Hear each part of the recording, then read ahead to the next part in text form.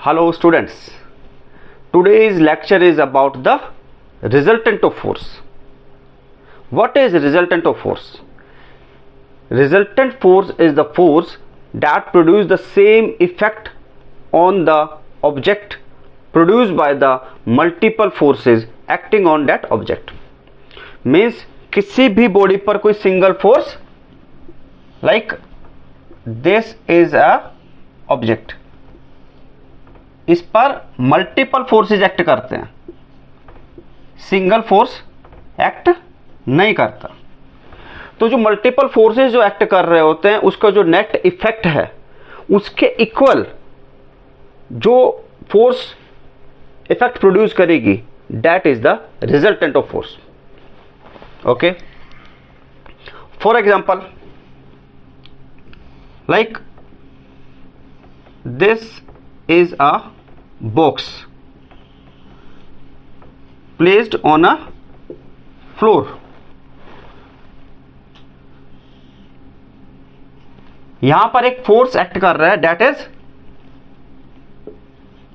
15 Newton, और यहां पर एक फोर्स इस डायरेक्शन में एक्ट कर रहा है 30 न्यूटन। तो रिजल्टेंट फोर्स क्या होगा? 15 न्यूटन। मीन्स ये लेफ्ट डायरेक्शन में है और ये राइट डायरेक्शन में है, तो जो राइट साइड होता है उसको क्या लेते हैं? पॉजिटिव, और जो लेफ्ट साइड जा रहा होता है उसको क्या करते हैं? नेगेटिव। तो कितना हुआ? 15 न्यूटन लेफ्ट साइड, और इसी में ही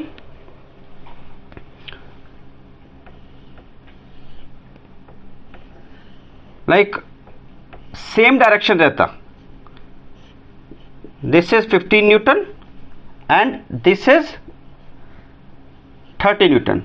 तो क्या होता? 45 न्यूटन राइट साइड।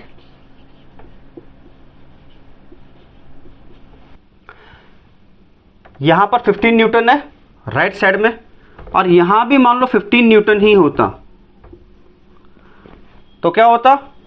रिजल्टेंट होता जीरो। जीरो रिजल्टेंट का मतलब क्या है कि बॉडी जो है स्टेट ऑफ इक्विलिब्रियम में है, मींस रेस्ट कंडीशन में है।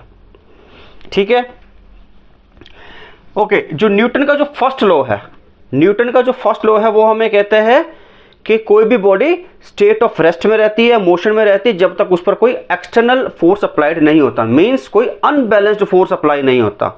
तो हम ये कह सकते हैं कि जो रिजल्टेंट फोर्स है, रिजल्टेंट फोर्स भी मोशन दे रहा है, उसको अनबैलेंस कर रहा है। तो अनबैलेंस्ड फोर्स जो न्यूटन का फर्स्ट लॉ जो कह रहा है और रिजल्टेंट फोर्स दोनों सेम चीज है। ठीक है, और जो रिजल्टेंट फोर्स है, रिजल्टेंट फोर्स जो है वो क्या प्रोड्यूस करता है? मोशन करता है। तो मोशन कर रहा है तो इट मीन्स कि वो उससे क्या हो रहा है? एक्सेलरेशन, एक्सेलरेशन प्रोड्यूस हो रहा है।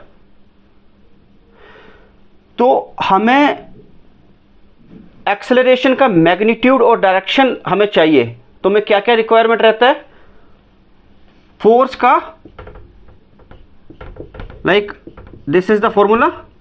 तो फोर्स का मैग्नीट्यूड है एंड डायरेक्शन है, और जो ऑब्जेक्ट है उसका मास है, तो एक्सेलरेशन इजीली हमारा मिल जाएगा, because acceleration is equal to force upon में मास।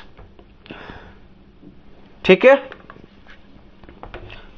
ये तो बात हुई रिजल्टेंट की कि रिजल्टेंट होता क्या है। अब रिजल्टेंट फाइंड आउट कैसे करते हैं? रिजल्टेंट फाइंड आउट करने के मेनली दो मेथड्स हैं। One is the analytical method and दूसरा क्या है? Graphical method. Graphical method. अब एनालिटिकल मेथड में भी दो मेथड आते हैं। पहला क्या है? पैरेललोग्राम लॉ ऑफ फोर्सेस, और दूसरा क्या है?